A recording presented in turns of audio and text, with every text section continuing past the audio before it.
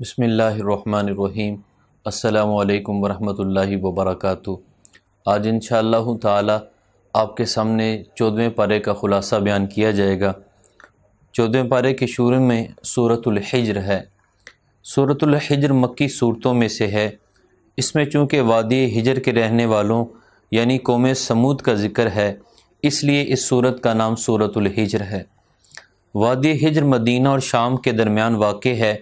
اس صورت مبارکہ کی صرف پہلی آیت 13ویں پارے میں ہے، باقی پوری صورت 14ویں پارے میں ہے۔ اس صورت مبارکہ کا آغاز بھی حروف مقطعات سے ہوتا ہے اور اس کی پہلی آیت میں قرآن کریم کی تعریف اور توصیف ہے۔ اس صورت مبارکہ میں بھی اسلام کے بنیادی عقائد کا اثبات ہے۔ اس پارے میں 2 حصے ہیں۔ پہلا حصہ سورہ حجر مکمل ہے اور دوسرا حصہ سورہ نحل مکمل ہے۔ پہلا حصہ یعنی سورہ حجر میں 4 باتیں ہیں۔ نمبر 1 کفار کی آرزو کا تذکرہ ہے۔ نمبر 2 قرآن کی حفاظت کا تذکرہ ہے۔ نمبر 3 انسان کی تخلیق کا تذکرہ ہے۔ نمبر 4 3 قصوں کو بیان کیا گیا۔ پہلی بات کفار کی آرزو۔ آخرت میں جب کفار مسلمانوں کو مزے میں اور خود کو عذاب میں دیکھیں گے تو تمنا کریں گے کہ کاش وہ بھی مسلمان ہو جاتے، لیکن ظاہر ہے کہ اس دن کا ایمان اور ایمان کی تمنا کسی کام نہیں آئے گی۔ نمبر 2 قرآن کی حفاظت۔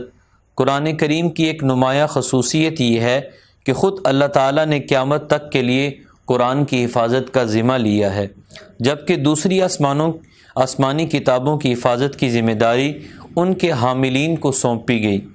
یہی وجہ ہے کہ دوسری آسمانی کتابیں انسانی دست برد سے محفوظ نہ رہ سکیں، جبکہ قرآن پاک کئی صدیاں گزرنے کے باوجود بھی ہر طرح کے تغیر اور تبدل اور کمی بیشی سے پاک اور محفوظ ہے۔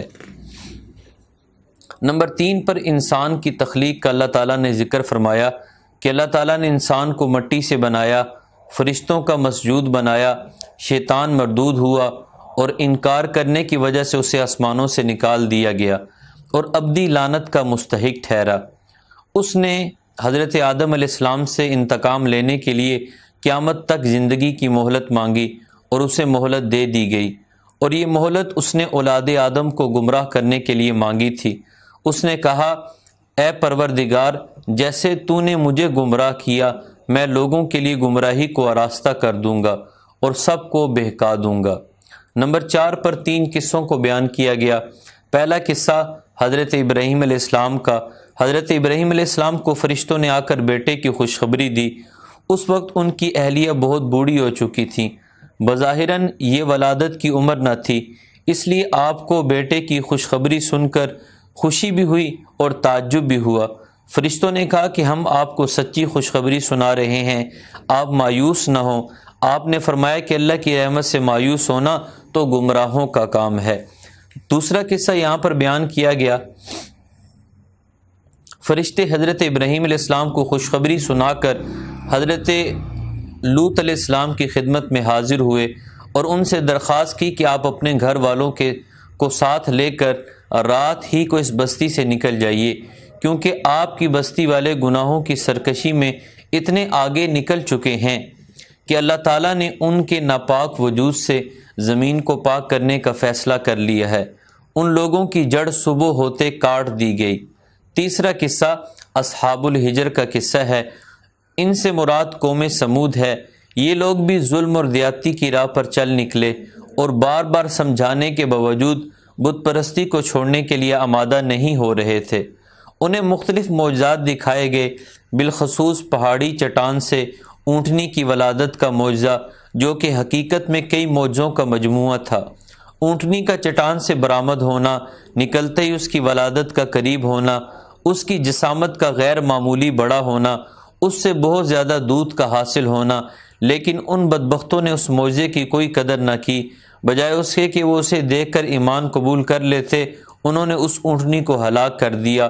چنانچہ وادی حجر والے بھی عذاب کی لپیٹ میں آ کر رہے۔ اس کے بعد دوسرا حصہ ہے اور دوسرے حصے کے اندر سورہ نحل مکمل ہے۔ سورہ نحل کو سورہ نعم بھی کہا جاتا ہے کیونکہ اس میں کثرت سے اللہ تعالیٰ کی نعمتیں مذکور ہیں۔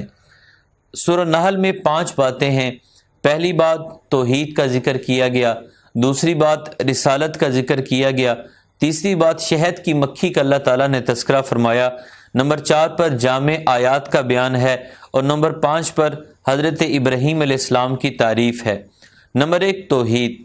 اللہ تعالیٰ نے زمین کو فرش اور آسمان کو چھت بنایا، انسان کو نطفے سے پیدا کیا، چوپائے پیدا کیے جن میں مختلف منافع بھی ہیں اور وہ اپنے مالک کے لیے فخر و جمال کا باعث بھی ہوتے ہیں، گھوڑے، خچر اور گدھے پیدا کیے جو بار برداری کے کام آتے ہیں، ان میں رونق اور زینت بھی ہوتی ہے، بارش وہی برساتا ہے، پھر اس بارش سے زیتون، کھجور، انگور اور دوسرے بہت سارے میوہ جات اور غلے وہی پیدا کرتا ہے، رات اور دن، سورج اور چاند کو اس نے انسان کی خدمت میں لگا رکھا ہے، دریاؤں سے تازہ گوشت اور زیور وہی مہیا کرتا ہے، سمندر میں جہاز اور کشتیاں اس کے حکم سے رواں دواں ہیں، اگر اللہ تعالیٰ کی نعمتوں کو شمار کرنا چاہیں تو شمار نہیں کر سکتے۔ نمبر 2 پر رسالت کا بیان ہے۔ نبی پاک صلی اللہ علیہ وسلم کو حکم دیا گیا کہ آپ لوگوں کو حکمت اور مواعظ حسنہ کے ساتھ اللہ کی طرف بلائیں اور اس کی راہ میں پیش آنے والے مصائب پر صبر کریں، نیز آپ کو صبر کرنے اور تنگ دل نہ ہونے کی تلقین کی گئی۔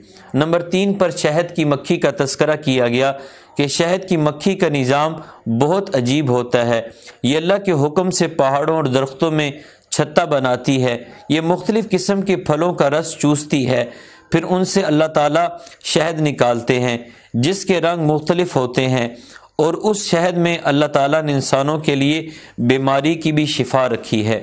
نمبر 4 پر جامع آیات ہیں۔ اس سورت کی آیت نمبر 90 میں 3 باتوں کا حکم دیا گیا اور 3 باتوں سے منع کیا گیا۔